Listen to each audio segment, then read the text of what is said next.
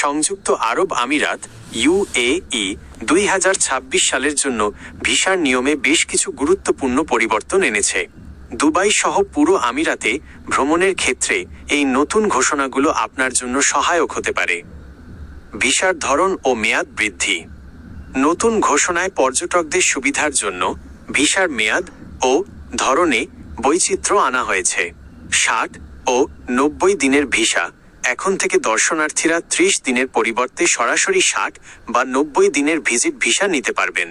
5 বছরের multiple entry visa কোনো sponsor ছাড়াই এই ভিসা পাওয়া সম্ভব। এর মাধ্যমে একবার প্রবেশ করে সর্বোচ্চ 90 দিন থাকা যাবে এবং বছরে মোট 180 দিন অবস্থান করা যাবে। জব সিকার ভিসা চাকরি খোঁজার জন্য আলাদাভাবে 60, 90 ও 120 দিনের ভিসা চালু করা হয়েছে। 2. স্পন্সরশিপের নতুন নিয়ম। বেতন সীমা।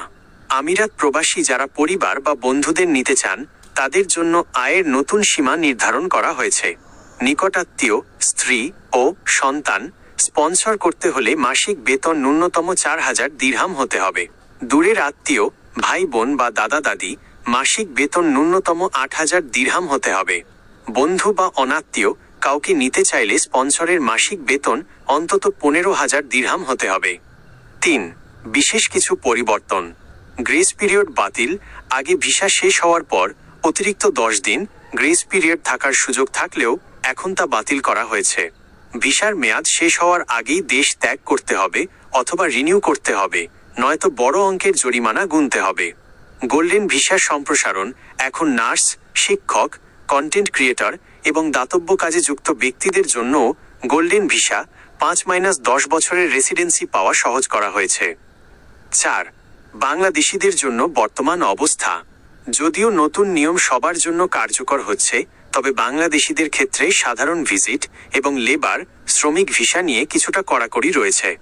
বর্তমানে হাই প্রফেশনাল ভিসা ডাক্তার, ইঞ্জিনিয়ার বা বড় প্রতিষ্ঠানের উচ্চপদস্থ কর্মকর্তাদের জন্য ভিসা চালু আছে। ট্যাক্সি ও বাইক রাইডার নির্দিষ্ট কিছু সরকারি কোম্পানির মাধ্যমে সীমিত আকারে লোক নেওয়া হচ্ছে।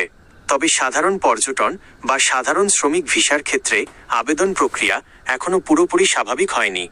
আপনি কি নির্দিষ্ট কোনো ক্যাটাগরির, যেমন ভিজিট বা কাজের ভিসা বিস্তারিত জানতে চান?